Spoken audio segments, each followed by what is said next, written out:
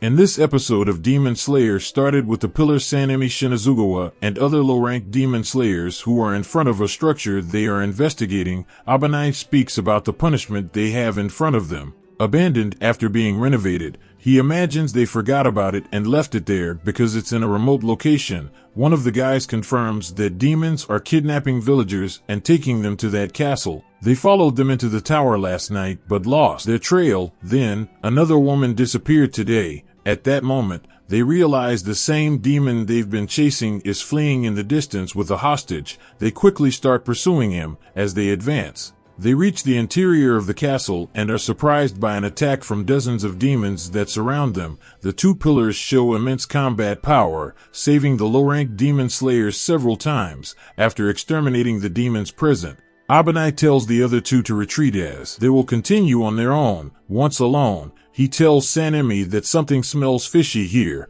and Sanemi agrees, as he had never seen demons form such a large pack before. They hear a woman's cry for help from the upper floor. Sanemi rushes ahead and is surprised by a huge group of demons. He responds with one of his wind-breathing second form attacks, Claws of the Wind God, creating a sharp gust that sweeps the entire front. Another group of demons appears, but Abanai jumps in to counterattack with his serpent-breathing fifth form, Long Serpent Row attack, swiftly piercing all the demons' necks. Seeing this, the demon holding the woman realizes their power and decides to retreat immediately. As they advance and eliminate all enemies in their path, they reach an open field and use their special attacks again. This allows Sanemi to reach the roof where the demon is, covered by dozens of others, in response to the group's attack. Sanemi uses his wind-breathing fourth form attack, Ascending Sandstorm, creating a tornado of cuts that exterminates them in seconds. The demon throws the woman into the air and escapes by jumping to the other side of the castle. Abanai catches her in time,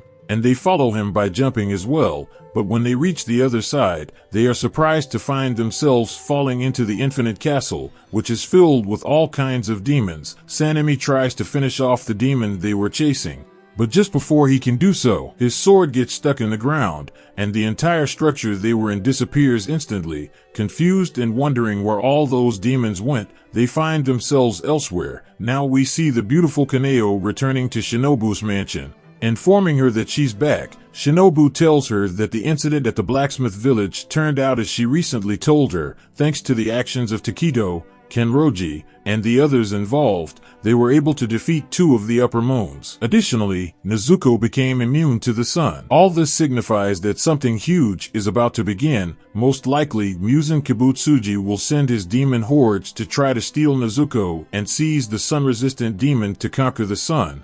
They're asking Tenjiro to take care of her for now as she'll attend an emergency meeting at the Ubuyashiki mansion. Tenjiro talks to someone under Shinobu's command, who informs him that they've already changed the village's location. And it's almost a miracle that everything turned out so well after the attack by two of the upper moons. The Demon Slayer Corps has several empty villages prepared in advance to relocate people immediately if anything happens. Changing the subject, Tenjiro asks about something incredible that happened to his sister, prompting more questions about her. Tenjiro explains that they're studying her now, but they don't know if she's about to become human or if she has evolved into a demon. He mistakenly suggests that Shinobu is investigating her, but he's corrected that it's Miss Tamayo. Hearing that name, he doesn't recognize it, while Tenjiro realizes his slip-up, nearly revealing information he shouldn't. Finally, the Pillars meeting begins, with the two missing ones arriving after completing their mission.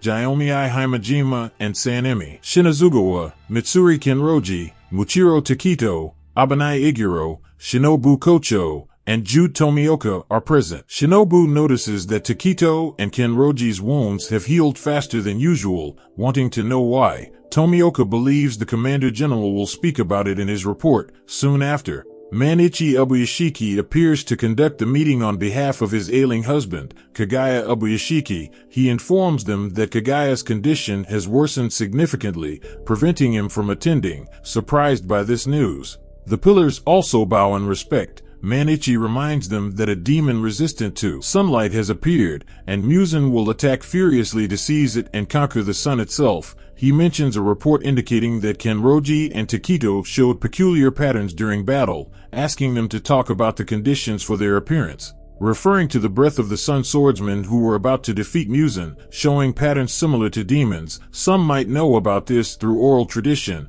though Sanemi questions why this information was hidden. Manichi explains the ambiguity in historical records and the corpse near annihilation many times, possibly leading to the loss of such information. He notes that Tanjiro was the first swordsman to show such a mark, and 2 more pillars have now awakened it. He asks for more details, exciting Kenroji, who starts explaining her experience, expressing her power increase with sounds and her heart pounding, but her explanation leaves everyone with long faces due to its lack of coherence, embarrassing her. This confirms that she's similar to Tanjiro. As he gave a similar explanation, they decide to let her rest for a while, but 2 pillars have now awakened the mark, prompting Manichi to ask for more details. When it was Taketo's turn to explain, he began talking about how he wasn't aware of the appearance of this marked phenomenon. Recalling the events of that battle, he realized there were several conditions different from the norm. When he was poisoned and unable to move, he controlled his blood flow with breathing to stop the poison. However, when the child he wanted to save was nearly killed, he recovered his memories of his past. Intense anger made him unable to control his emotions, and at that moment, he believes his heart rate exceeded 200 beats per minute. Additionally, his body felt like it was burning, and his body temperature must have exceeded 39 degrees Celsius. Hearing this, Shinobu mentioned that moving under such conditions would endanger his life, to which Taketo agreed, noting that this part didn't match his analysis. However, whether he would die there or not is likely the line that would determine who obtains the mark. He explained how he knew his heart rate was 200 and his body temperature was 39 degrees when he was being treated at Shinobu's mansion. He had a fever, and at that time, they took his temperature with a thermometer, showing 39 degrees. Shinobu concluded that producing the mark becomes the pillar's top priority, which they all accepted without complaint. However, Manichi first wanted to inform them of something they needed to know. Everyone who has presented it no longer has a choice, revealing the consequences of obtaining the mark. After hearing this, everyone remained silent, and the meeting ended alone. Tomioka stood up and said they could discuss what to do without him. Some tried to stop him, with Shinobu asking for at least an explanation of why he would leave. Tomioka replied that he's different, a free and special unicorn, which didn't sit well with Sanemi, who had said something similar in the past. As Tomioka didn't stop, Sanemi approached to stop him on his own. Then, Jaiomai applauded loudly, asking everyone to sit down to continue the discussion, as he had something to propose. In a different scene, Zenitsu returns from a mission to Shinobu's mansion, where he's greeted by the girls Kaneo, Naho, and Sumi, making him very happy. Shortly after, Inosuke arrives to greet him, but Zenitsu's attention is drawn to Nezuko, who says hi, filling him with joy and love. He rushes towards her, eager to know what happened, as she can now speak. After expressing his love and affection, Nezuko greets him again,